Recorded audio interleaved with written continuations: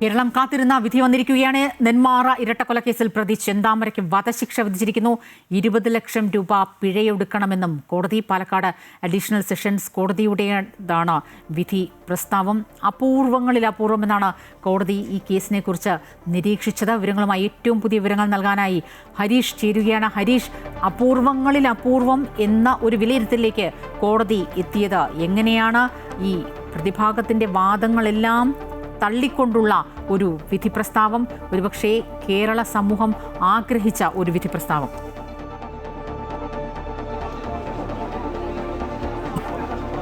ഒരു രീതി പരിശോധിച്ചാണ് കോടതി എത്തിയത്. അതായത് സാധാരണ സംഭവിക്കാത്ത കാര്യങ്ങളാണ് ഈ ഒരു കേസിൽ സംഭവിച്ചിട്ടുള്ളത്. കേസിന്റെ ഒരു രീതി പരിശോധിച്ചാണ് കോടതി അത്തരത്തിലെത്തിയത്. അതായത് സാധാരണ സംഭവിക്കാത്ത കാര്യങ്ങളാണ് ഈ ഒരു കേസിൽ സംഭവിച്ചിട്ടുള്ളത്. ഏറ്റവും എടുത്തു പറയേണ്ടത് ഈ പ്രതിയുടെ ഒരു മാനസികാവസ്ഥ, പ്രതിയുടെ ചില നടപടികൾ, പ്രതി ചെയ്ത ചില കാര്യങ്ങൾ വെച്ചാണ് കോടതി അത്തരത്തിലൊരു ഒരു കാര്യത്തിലേക്ക് എത്തിയത്. അതായത് പ്രതി ഒരു സാധാരണ മാനസിക നിലയുള്ള വ്യക്തിയല്ല എന്ന് കോടതി വീണ്ടും നിരീക്ഷിക്കുകയാണ്. അയാൾക്ക് മാനസിക പ്രശ്നങ്ങളില്ല, പക്ഷേ അതേസമയം തന്നെ വളരെ കൃത്യമായ ക്രിമിനൽ മൈൻഡുള്ള ഒരു വ്യക്തിയാണെന്ന് കോടതി കാണുന്നു. അതുകൊണ്ട് തന്നെ ഈ ഒരു പ്രോസിക്യൂഷൻ പറഞ്ഞ എല്ലാ വാദങ്ങളും കോടതി അംഗീകരിക്കുന്ന ഒരു സാഹചര്യത്തിലേക്കും പ്രതിഭാഗം പറയുന്ന എല്ലാ വാദങ്ങളും തള്ളുന്ന ഒരു സാഹചര്യത്തിലേക്കും കോടതി എത്തുകയാണ്. അങ്ങനെയാണ് ഇത് വധശിക്ഷ തന്നെ വേണമെന്നുള്ള കോടതി അത്തരത്തിലുള്ളൊരു കാര്യത്തിലേക്ക് കോടതിയിൽ എത്തുന്നത്. കോടതിയുടെ നിരീക്ഷണങ്ങൾ ഇതാണ്: എല്ലാ കുറ്റവാളികൾക്കും ഭൂതവും ഭാവിയും ഉണ്ടാവും. അത് മാത്രം വെച്ചുകൊണ്ട് കേസ് പരിഗണിക്കാൻ സാധിക്കില്ല, അല്ലെങ്കിൽ അത് മാത്രം വെച്ചുകൊണ്ട് ഉത്തരവ് പുറപ്പെടുവിക്കാൻ സാധിക്കില്ല. മാത്രമല്ല, സമൂഹത്തിന് ഭീഷണിയായ വ്യക്തിയെ ഇത്തരത്തിൽ വധശിക്ഷയ്ക്ക് വിധിക്കുന്ന മറ്റ് കോടതി വിധികൾ കൂടി പരാമർശിച്ചുകൊണ്ടാണ് ഈ ഒരു വിധിയിലേക്ക് ഈ പാലക്കാട് അഡീഷണൽ സെഷൻസ് കോടതി എത്തിയത് എന്നുള്ളതാണ് ഏറ്റവും പ്രധാനം. ഇതിൽ നേരത്തെ സൂചിപ്പിച്ച പോലെ തന്നെ അപൂർവങ്ങളിൽ അപൂർവം എന്നുള്ളത് ഈ കേസിൻ്റെ ഒരു പശ്ചാത്തലം, ഈ കേസിൻ്റെ രീതിയൊക്കെ വെച്ചുകൊണ്ടാണ് അത്തരത്തിൽ പറയുന്നത്. ഇപ്പോൾ ഈ അന്വേഷണ ഉദ്യോഗസ്ഥൻ നമ്മോട് പ്രതികരിക്കുകയുണ്ടായി. അതിൽ ഏറ്റവും പ്രധാനപ്പെട്ട കാര്യം അദ്ദേഹം പറഞ്ഞത്, ഈ പ്രതിഭാഗത്തിൻ്റെ വക്കീൽ അവർ ഈ ഒരു പ്രതിഭാഗം ഉന്നയിച്ച ചോദ്യങ്ങൾ, അല്ലെങ്കിൽ അവർ ഉണ്ടാക്കിയ ചോദ്യങ്ങളെല്ലാം തന്നെ ചാറ്റ് GPT വഴി ഉണ്ടാക്കിയെടുത്ത, കൃത്രിമമായി ഉണ്ടാക്കിയെടുത്ത ചോദ്യങ്ങളാണെന്ന് കോടതി അടക്കം കണ്ടെത്തിയെന്നുള്ളതാണ്. അതുകൊണ്ട് തന്നെ വളരെ വിചിത്രമായ ചില കാര്യങ്ങളാണ് ഇപ്പോൾ കോടതി മുറിയിൽ അരങ്ങേറിയത്. അതായത് ഈ പ്രതിഭാഗം ഉന്നയിച്ച ചോദ്യങ്ങളെല്ലാം തന്നെ ചാറ്റ് GPT വഴി ജനറേറ്റ് ചെയ്ത ചോദ്യങ്ങളാണ് എന്നുള്ളതാണ് ഇപ്പോൾ ഈ അന്വേഷണ ഉദ്യോഗസ്ഥൻ കോടതിയിൽ നിന്നും പുറത്തു വന്നപ്പോൾ നമ്മോട് പറഞ്ഞത്. അതുകൊണ്ട് തന്നെ ഈ ഒരു പ്രതിഭാഗം വക്കീലിനൊക്കെതിരെ വലിയ വിമർശനമാണ്. കാരണം ഒരു കാരണവശാലും യാതൊരു ഒരു സ്ഥിരതയും ഇല്ലാത്ത, ചില ഒരു വാല്യൂവും ഇല്ലാത്ത ചില പോയിന്റ്സാണ്, അല്ലെങ്കിൽ അത്തരത്തിലുള്ള കാര്യങ്ങളാണ് ഈ ഒരു പ്രതിഭാഗമൊക്കെ ഉന്നയിച്ചത്. അതുകൊണ്ട് തന്നെ അത്തരത്തിലുള്ള ഒരു അനുഭവം ആദ്യമാണ്. ഒരു ചാറ്റ് GPT വഴിയൊക്കെ ഇത്രയും പ്രധാനപ്പെട്ട കേസിൽ ചോദ്യങ്ങൾ ജനറേറ്റ് ചെയ്ത അത് കോടതിയിൽ അവതരിപ്പിക്കുക എന്നൊക്കെ പറയുന്നത് ഏത് തരത്തിലുള്ള, അത് ഇത്രയും പ്രധാനപ്പെട്ട ഒരു കേസിൽ ഇങ്ങനെയൊക്കെ വിചിത്രമായ ചില കാര്യങ്ങൾ ചെയ്യുക എന്നുള്ളതൊക്കെ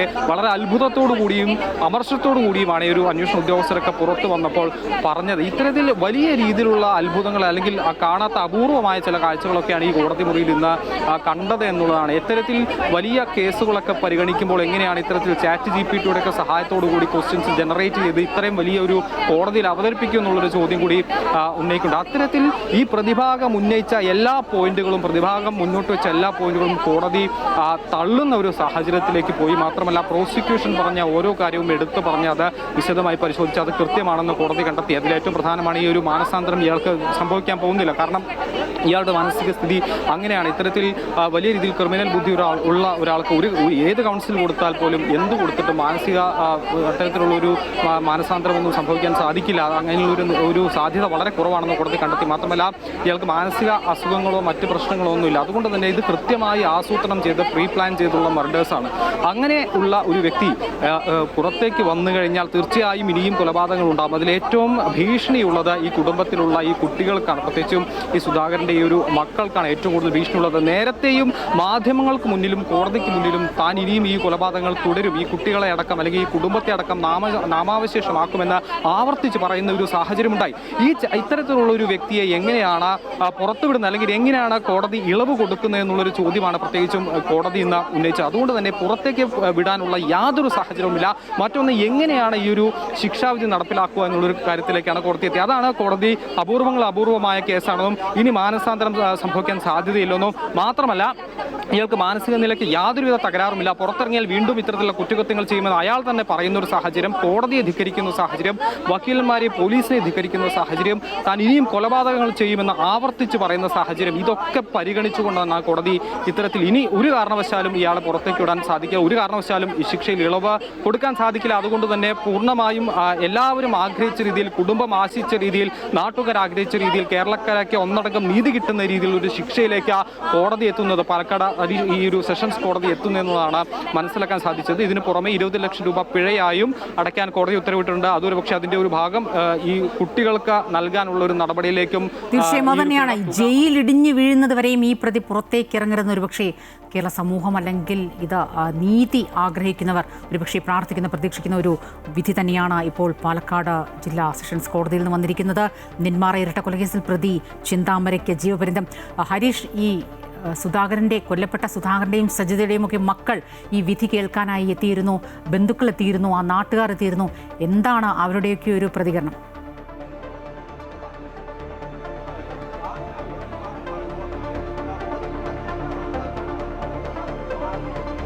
വലിയ സന്തോഷം, പൊട്ടിക്കരഞ്ഞുകൊണ്ടാണ് ഈ വിധി അവർ വരവേറ്റതെന്നുള്ളത്. കാരണം കാലങ്ങളായി മനസ്സിനുള്ളിൽ കാത്തുവെച്ച അതൊരു നീതി അത് നടപ്പിലായി എന്നുള്ളതാണ്. തൻ്റെ കുടുംബത്തെ നാമാവശേഷമാക്കിയ ആ ഒരു പ്രതിയെ അയാൾക്ക് ഏറ്റവും പരമാവധി ശിക്ഷ നൽകണമെന്ന് സ്വാഭാവികമായും ഈ നാട്ടുകാരുടെയും കുടുംബത്തിൻ്റെയും ഒക്കെ മനസ്സിലുള്ളതാണ്. അത് പൂർണ്ണമായും കോടതി ആ മനസ്സിന് തൃപ്തി തരുന്ന രീതിയിൽ അല്ലെങ്കിൽ കൃത്യമായി തന്നെ അത് നിർവഹിച്ചു എന്നുള്ളതാണ് എടുത്തു പറയേണ്ട. കോടതിയുടെ ആ ഒരു കർമ്മത്തെ പ്രശംസിക്കേണ്ട കാര്യം തന്നെയാണ്. കാരണം ആ കുടുംബത്തിന് നീതി നേടിക്കൊടുക്കാൻ കോടതിക്കായി എന്നുള്ളതാണ്. അത് വെറുതെ കോടതിയുടെ ഒരു കണ്ടെത്തലുകൾ കൃത്യമാണ്. അത് സാഹചര്യ തെളിവുകളാണെങ്കിൽ പോലും, ഇയാളുടെ സ്വഭാവമാണെങ്കിൽ പോലും, ഈ പോലീസ് നൽകിയ ആ ഒരു റിപ്പോർട്ട് കൃത്യമായി 148 പേജ് ഉള്ള ആ റിപ്പോർട്ട് കൃത്യമായി തന്നെ പരിശോധിച്ച് അതിൽ നൂലിഴ കയറി പരിശോധിച്ച് തന്നെയാണ് കോടതി ഇത്തരത്തിലൊരു നിഗമനത്തിലേക്ക് എത്തിയത്. കാരണം ഈ കുട്ടികൾക്ക് നീതി നേടിക്കൊടുത്തേ മതിയാകൂ. കാരണം ഈ പാലക്കാട് ഒന്നടങ്കം കോളിളക്കം സൃഷ്ടിച്ച ഈ ഒരു വാർത്ത, ഇരട്ടക്കൊലപാതകം, അത്രത്തോടെ ഭീതിയിലാണ് ഈ കുട്ടികൾ ഇപ്പോഴും. ഭീഷണിയുടെ പുറത്താണ് കുട്ടികൾ ഇപ്പോഴും ജീവിക്കുന്നത്. കാരണം ഏത് നിമിഷവും ഇയാൾ പുറത്തിറങ്ങിയാൽ, കാരണം ഒരു തവണ ജാമ്യ വ്യവസ്ഥ ലംഘിച്ച് കൊലപാതകം ചെയ്ത അയാൾ ഇനിയും ജാമ്യത്തിലിറങ്ങിയാൽ എന്തായിരിക്കും സംഭവിക്കുക എന്നുള്ളതാണ് സ്വാഭാവികമായ ചോദ്യം. ഇനിയും ഇയാൾ ജാമ്യത്തിൽ ഇറങ്ങുകയാണെങ്കിൽ തീർച്ചയായും ഈ കുട്ടികളുടെ ജീവന് വരെ ഭീഷണിയുണ്ട്. അതുകൊണ്ട് അങ്ങനെയുള്ള ഒരാൾ ഒരു കാരണവശാലും ഈ പുറത്തേക്ക് വിടാൻ സാധിക്കില്ല എന്നുള്ളൊരു കണ്ടെത്തൽ കോടതിയുണ്ട്. അതുകൊണ്ട് അത്തരത്തിൽ ഭീഷണി നിലനിൽക്കുന്നത് കൊണ്ട് തന്നെ ഇയാൾക്ക് വധശിക്ഷ തന്നെ വേണം. ആ ഒരു കുടുംബത്തിന് നീതി നേടിക്കൊടുക്കണം. കാലങ്ങളായുള്ള കുടുംബത്തിൻ്റെയും നാട്ടുകാരുടെയും ആഗ്രഹം അത് നടപ്പിലാക്കണമെന്നുള്ള ആ കോടതിയുടെ ആ ഒരു കണ്ടെത്തൽ ഏറ്റവും പ്രശംസനീയമാണ്. അതുതന്നെയാണ് കോടതി പറഞ്ഞത്. അതുകൊണ്ടാണ് ഇത് അപൂർവമായ കേസാണ്. ഇയാൾക്ക് യാതൊരുവിധ മാനസാന്തരവും ഇനി സംഭവിക്കാൻ പോകുന്നില്ല. അയാൾക്ക് മാനസിക നിലയ്ക്ക് യാതൊരു പ്രശ്നവുമില്ല. പക്ഷേ ഇത്തരത്തിൽ ക്രിമിനൽ ബുദ്ധിയുള്ള ഒരാളെ ഒരു കാരണവശാലും പുറത്തേക്ക് വിടാൻ സാധിക്കില്ല എന്നുള്ള കണ്ടെത്തലിലേക്ക് കോടതി പോകുന്ന ഒരു സാഹചര്യമാണ് നമുക്ക് കാണാൻ സാധിച്ചത്. എന്തായാലും ഈ കുട്ടികളെ സംബന്ധിച്ച്, കുടുംബത്തിനെ സംബന്ധിച്ച് നീതി നടപ്പിലായി. അവർ കാത്തിരുന്ന ആ ഒരു വിധി തന്നെ കോടതി പുറപ്പെടുവിച്ചതിൻ്റെ സന്തോഷം അവർ പങ്കുവെക്കുകയാണ്.